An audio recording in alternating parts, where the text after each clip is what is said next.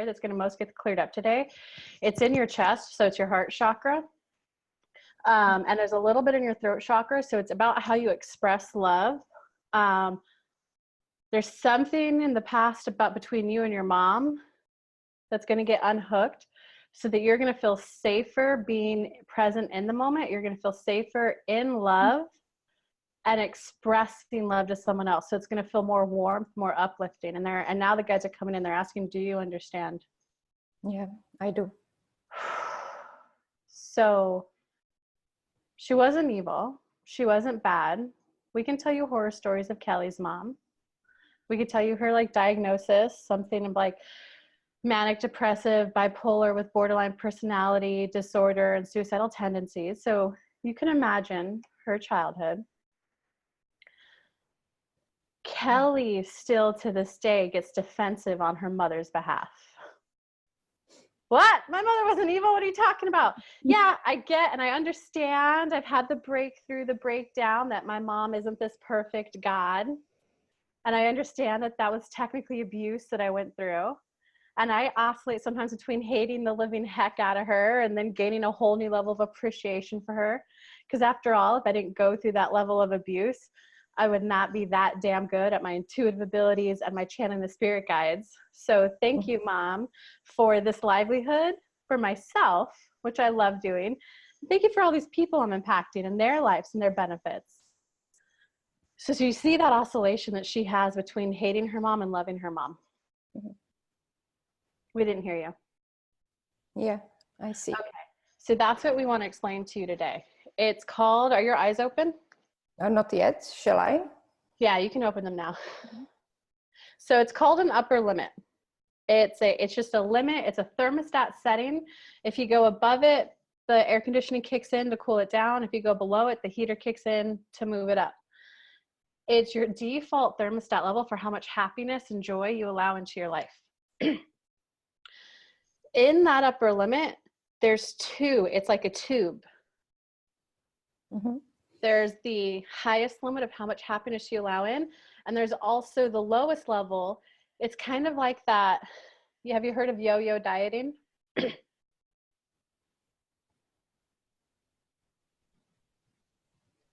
We didn't hear your answer. Yes.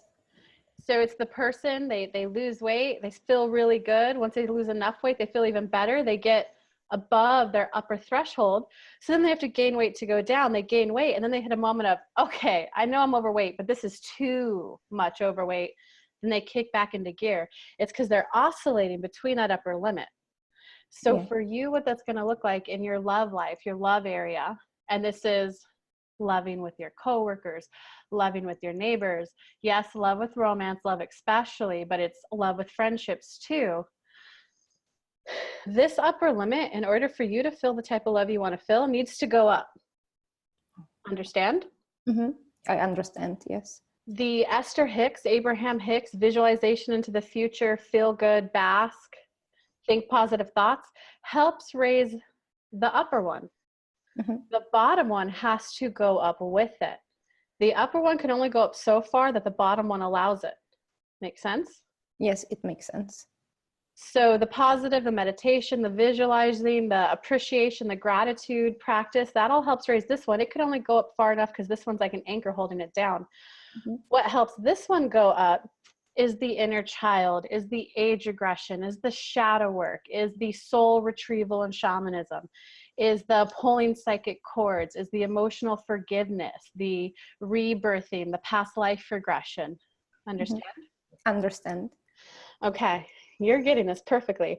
So what happens is now that you understand the oscillation, sometimes you will go from loving your mother, oh my God, she did this, she did that. Kelly sometimes is, my mom was so involved in PTA.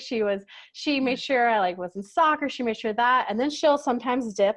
Wait, that woman was just following me at home, following me at school. She was just following me everywhere. I hate her. She never let me be me. And then I had to go on this whole journey of figuring out who I was and tapping into my emotions. And 20 years of my life sucked because I didn't know how I felt. Oh, but then my mom taught me that. That's normal. It's normal. Okay. Let us go a little bit more. So it's normal. So know that every time that you increase in the amount of money you want, the type of lover that you want. If you are at all out trying to outgrow what your mother had, Mm-hmm. every time you grow, it's going to be a combo of both types of healing. Think the positive, all that stuff, and then all the lower.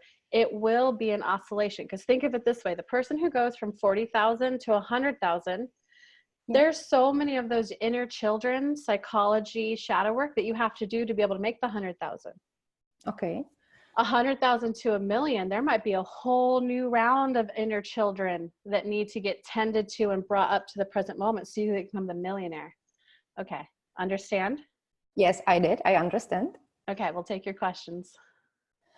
Okay, so my question is me and my Libra. What about you and your Libra?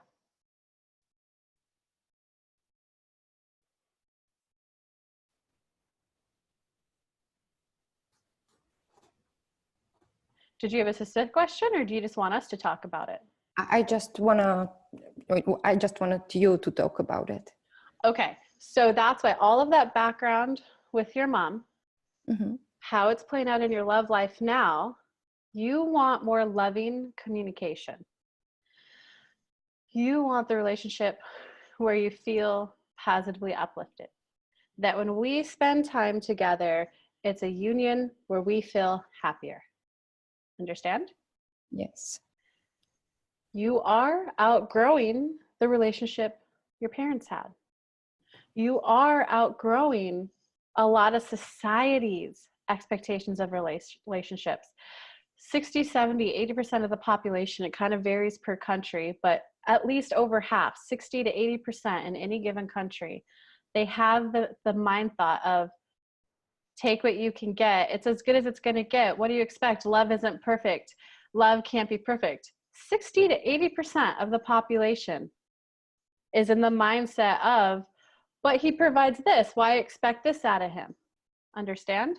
Yes, understand. You're outgrowing that. You're like, no. I'm not a sheep.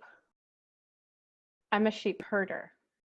I'm a leader. I know that that's possible. So all that's happening is as you're increasing your upper limit for how much happiness you allow into your life, aka being willing to have the money, the friends, and the lover. Because when you have one that's going really well, so you started down here at the bottom in all those areas, right? Yeah. As this one goes up, you hit the upper threshold of the upper limit. For the next one to start feeling better, because if this one goes up, then you crash in love. Like, have you ever had the experiences where money was really well, but then no love, then love is really well, but no money? Yes. That's because it's the upper limit. One went well, so the other had to go low so that you balance out. You get the thermostat level. You are working on increasing this so that all of them can be good. So you already know. The beautiful part of this is you already know how to grow. You're very intuitive. You're very connected. You're very smart. You're very intelligent. You even know more practices and techniques to unhook the bottom layer more than Kelly does. Really? Wow. You know how to grow. So you know how to take this next step. All that's happening is you've brought a lot of your areas up to allow yourself to have more. You're hitting a level of where you're about to really outshine your parents, and you're really ready to outshine the bulk of the population of what their standard for living is. You're just hitting the same practices and techniques to grow that you need to do again. Okay. The only difference is this time around, because you don't feel bad, a lot of previous work has been motivated by, I don't want to feel this bad. I don't want to feel this bad. So when you hear things like inner child work, age regression, shadow work, you're like, yeah, I need that. But now that you're overall feeling pretty good in life, you don't think those practices are going to help you to move towards the good feeling. Understand? I understand. But that's the difference. So much of when people first start spiritual work is they're trying to move away from something bad, which is really good. It gets people lots of work. It's that tube we told you, it's what moves this one up, so this one can go up. Okay. You've switched from moving away from something bad to now you're, well, what feels good? What do I want to move towards? It's the same practices and techniques that are going to get you there. Okay, I will keep that in mind.